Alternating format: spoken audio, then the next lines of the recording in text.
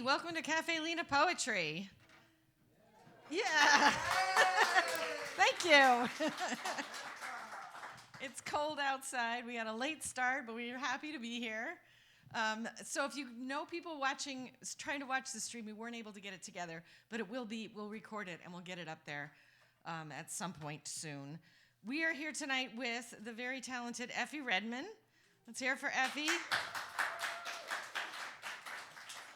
And I truly appreciate all you guys coming out in the threat of snow here today. I just was in Los Angeles for a week. Like, we left when it was still nice here, and it immediately turned into the middle of winter while we were gone. And we came back to all this snow and cold.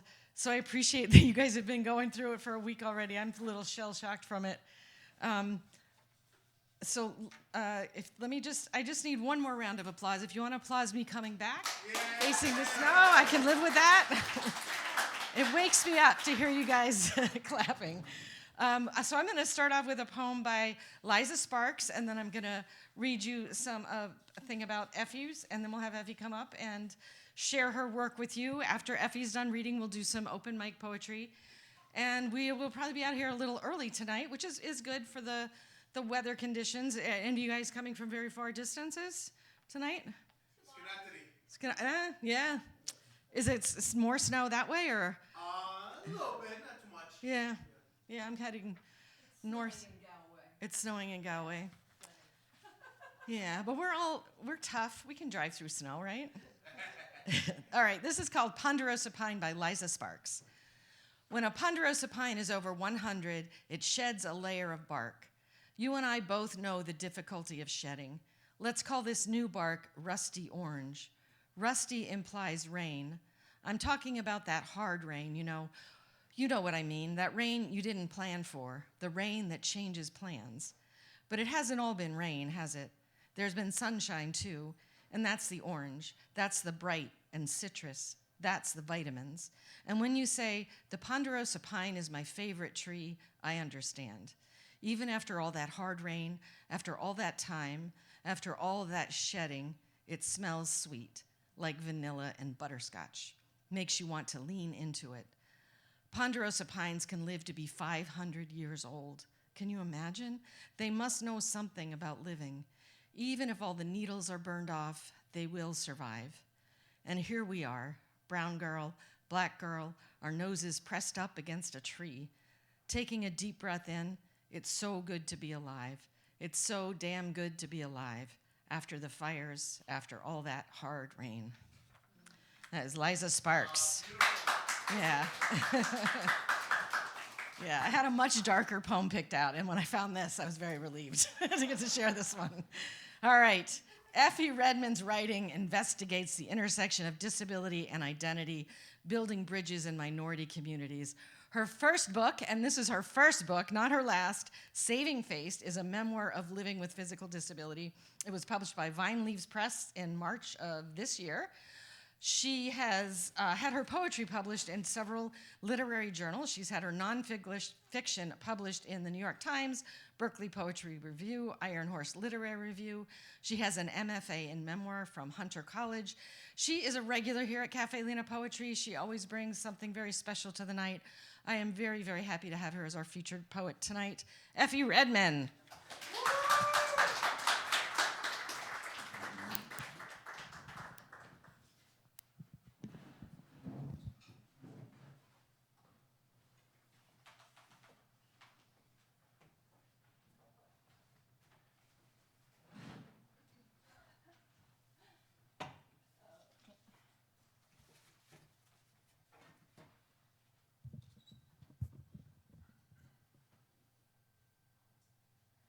I'm doing a little dance and trying to figure out how I can speak into the mic and simultaneously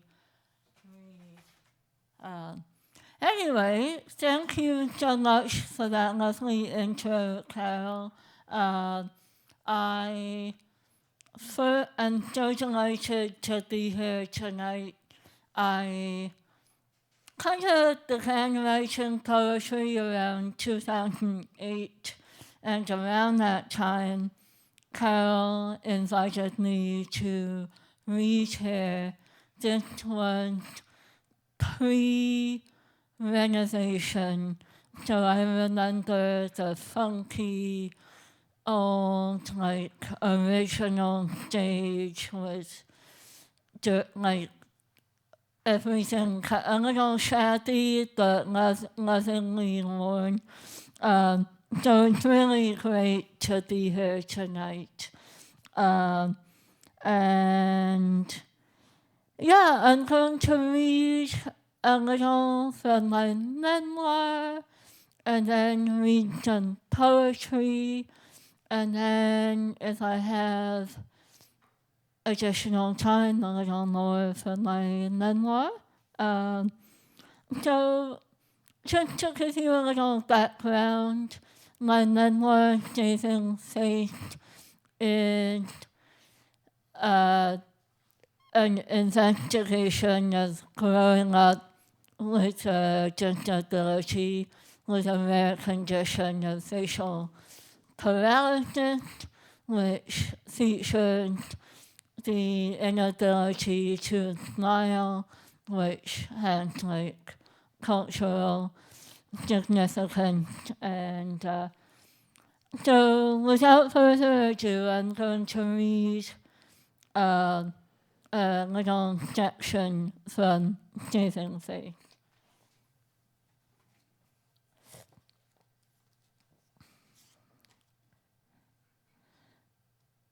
Je ne peux pas sourire, I once wrote in an essay for a high school advanced placement French class.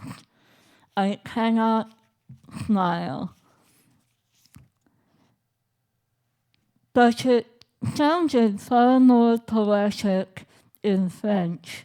The alliteration of peut pas, almost forgiving in its softened portrayal of disability. After a brief summary of my condition technicalities, the essay went on. Je me compare un lac en hiver. I compare myself to a lake in winter. That is, the surface is frozen, and movement far below stays invisible to the outside observer. The motionless obscured the animate.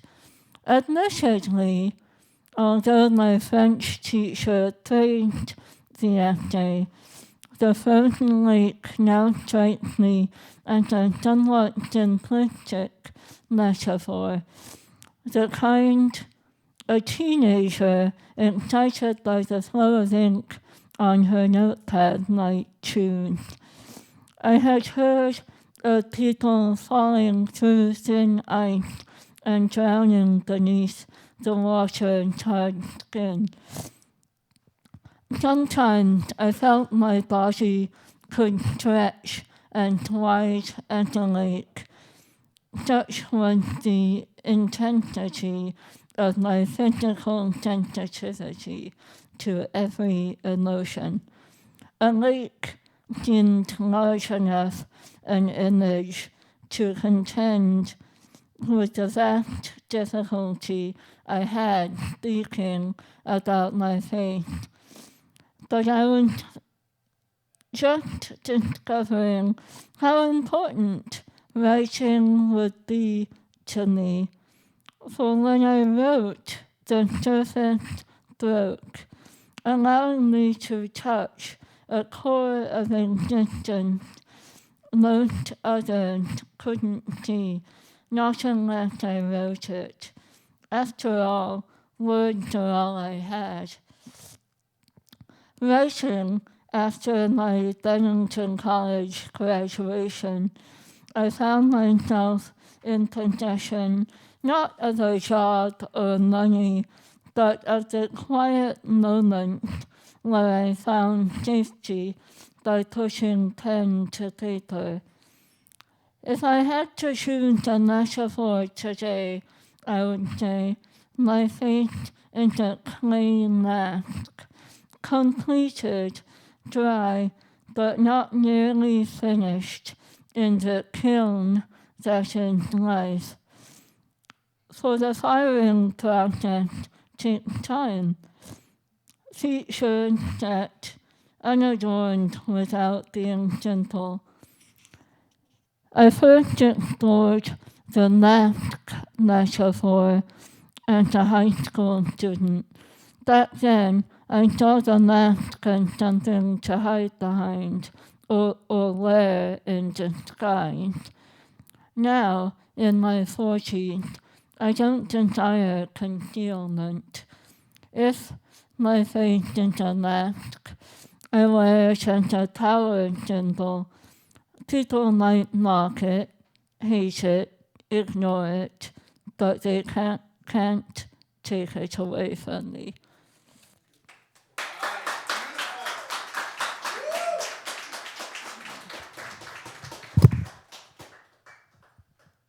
Can I take this or leave with me? I don't know.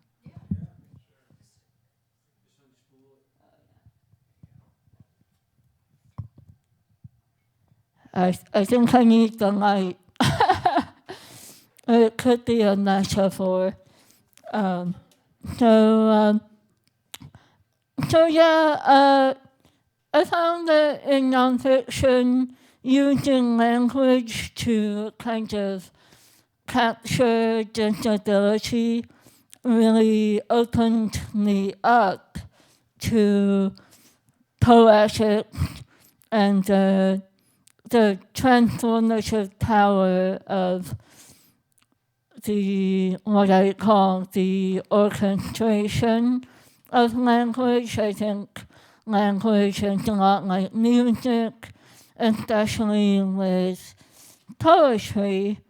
And whereas writing nonfiction, like in my book, translated my reality as a queer, disabled woman through the lens of memory, I find that writing poetry really filters that reality through external landscapes often.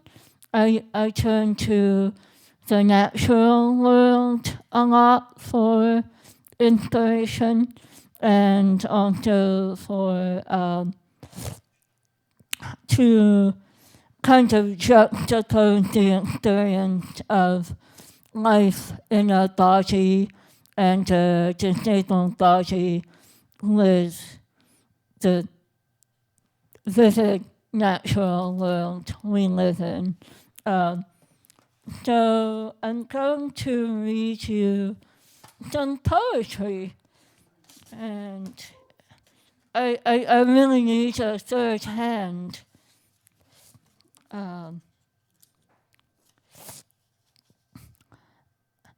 So we are, I think, officially in winter, and this poem is kind of a celebration of winter.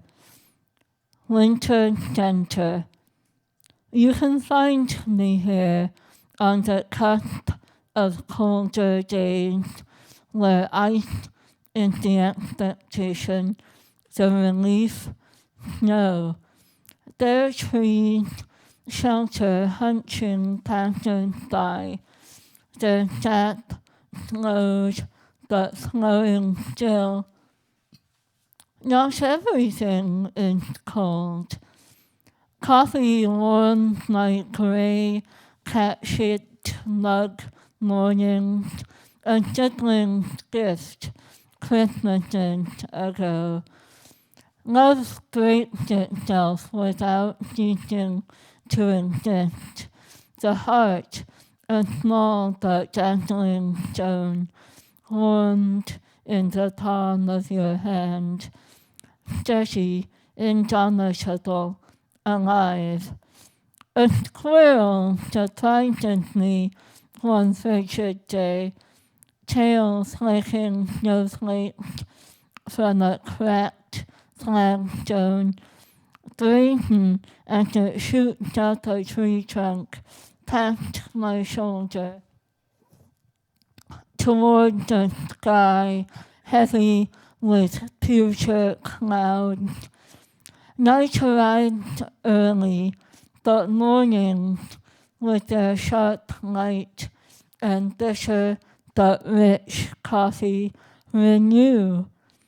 Then the day stretches ahead like a clean notebook page before your pen's nib travels across it.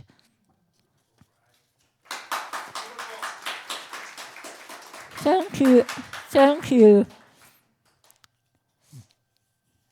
So, this next poem was inspired by Sister Outsider, which Audre Lorde, who was a Black feminist lesbian poet, and she talked a lot about the kind of the corporeal self and life in a body. So I took a workshop with Create Community Studio, combining art therapy and the study of Audre Lorde, and they're a wonderful local organization if you haven't yet heard of them. So this is the poem I wrote. Beneath bone, beneath skin, beneath bone, within the flesh of self, I awaken to blunt heartbreak or lush joy. Leaves fall, reminders that good things end. But my body already feels thrill, the possibility of it, the sensation against starving towards heat, where birds lay eggs to hatch miracles you cannot even imagine.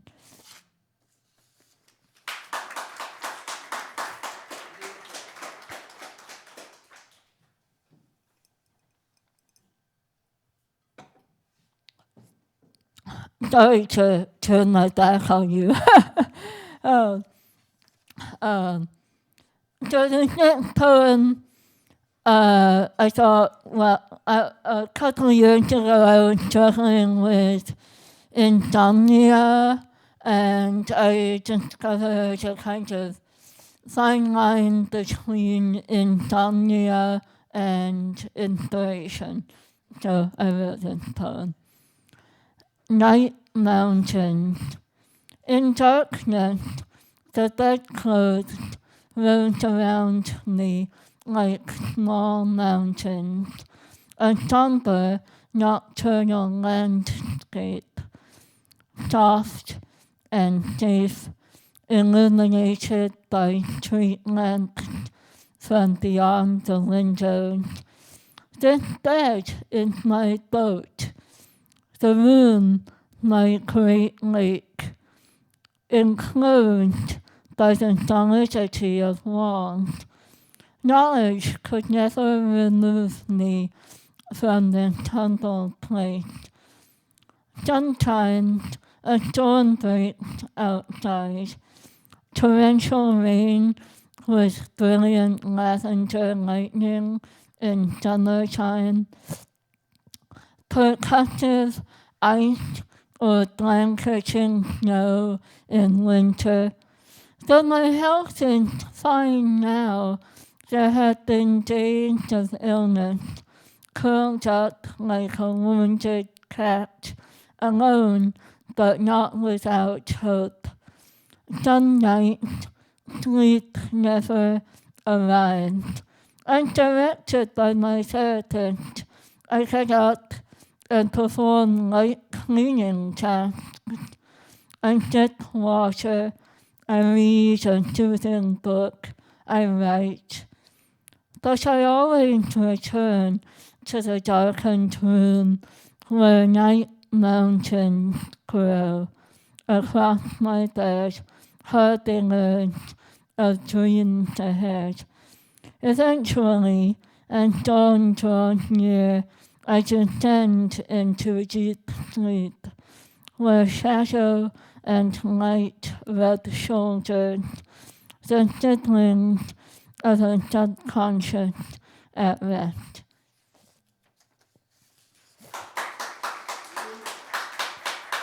Thank you.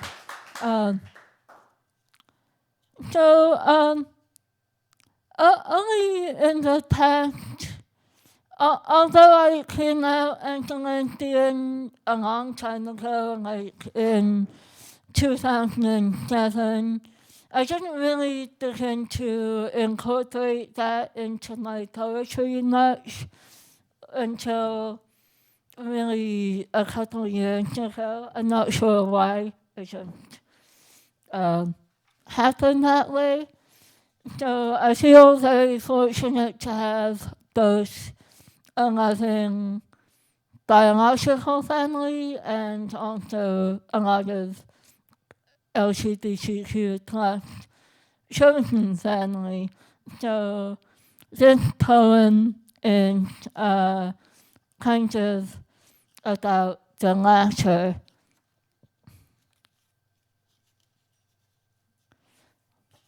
We are fire. Queer family populating a paradox jungle where illumination is guiding principle. Affirmations are free, shadows brighten, and we guard the true and the brave, because our lives depend on establishing interpersonal freedom without competition or strife.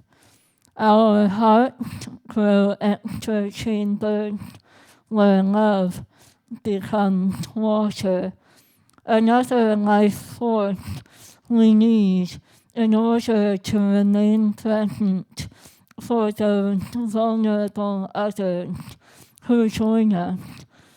Eyes open, ears attuned to the stories we tell so that we can stay alive.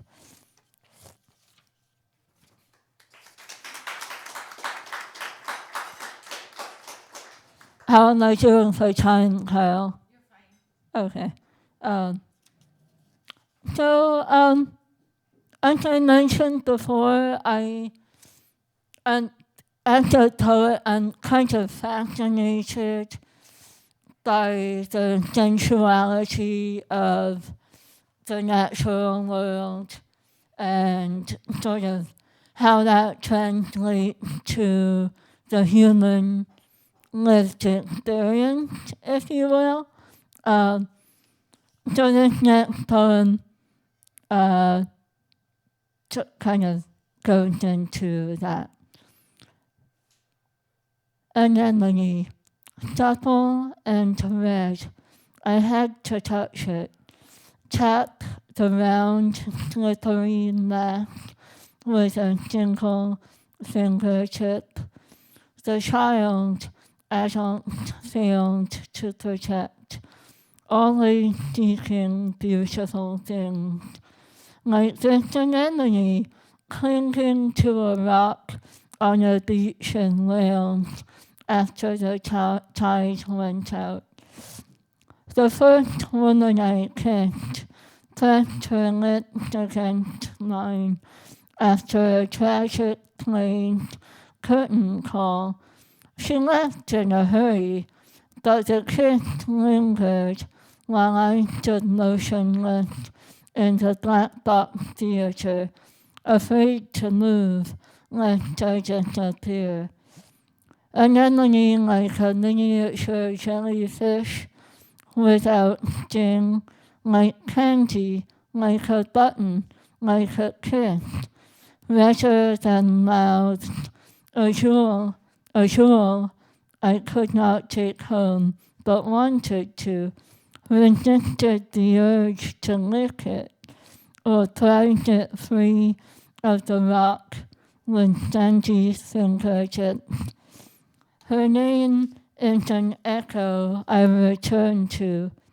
It began when she pressed up very close behind me during my youth, continued via handwritten letters, developed in other lanes, and changed years later when she married someone else.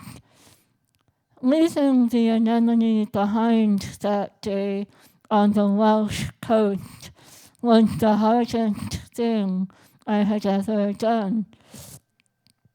And yet, the memory of that gelatinous, cherry-colored orb returned easily, not diminishing its point of origin. She sends me nature photography, flowers up close, sprinkled with rain, wild blackberries half ripe, a tree full of birds, a tortoiseshell butterfly landing on lilacs, brilliant clouds in blue sky, and I reply with my own images, hoping this dialogue won't ever end.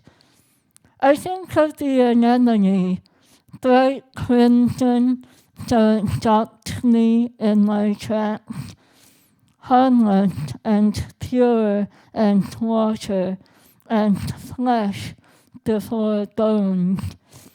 I was innocent then, and unlike innocence, the anemone does not fade over time.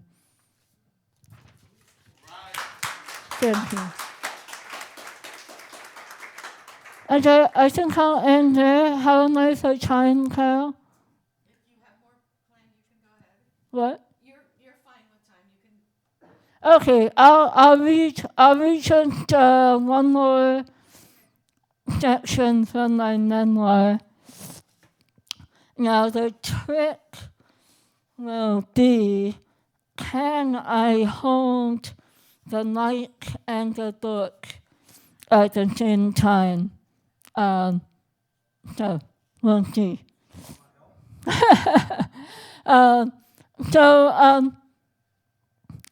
This section from my memoir comes early in the book, and it's in a chapter about Manchester, England, in the UK, where I spent much of my childhood. And Manchester, for those of you who don't know, it's culturally very interesting, but also when I was there was very rough, a lot of theft and violence and crime. So a kind of interesting challenge living in Manchester was finding the beauty within the grittiness of it. And so this section is about something my brother Oberon and I used to do to entertain ourselves there. Sometimes Oberon and I gathered handfuls of loose change and went to the news station to buy 10-pence mixes. The proprietor stood behind the counter, distributing sweets and lotto tickets and cartons of Ribena with the deliberation of a connoisseur round stomach, stretching in t-shirt. You could buy the next ready-made in a white paper bag the size of a playing card. Or you could select which 10 tweets went into the bag, tweet by tweet. I preferred the latter, and it amused me to watch the shopkeeper's meaty fingers pluck each tweet from its glass jar. My favorite was the hot pink, daintily molded shrimp, complete with tentacles. I wasn't sure how closely it resembled the sea creature, but it smelled and tasted vaguely of bananas. The 10p mix was a treasury. Tiny candy eggs with perfect white shells surrounding yellow yolks, and gelatinous snakes in primary hues, and licorice all sorts, pink and blue. The charm lay mostly in the ritual of emptying the bag.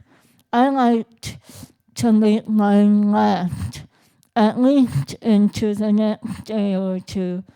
It took restraint, discipline.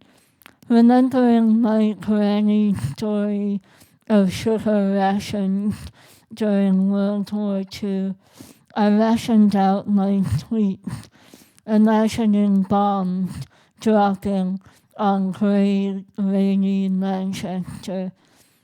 Over time, the little white paper bag softened and conformed to the contours of your hand. The edges frayed, tears appeared. Once emptied, the bag's interior bore traces of the sweets in lurid, bright streaks. I often kept the empty bag, a crinkled reminder of what was. And I think I'll end there.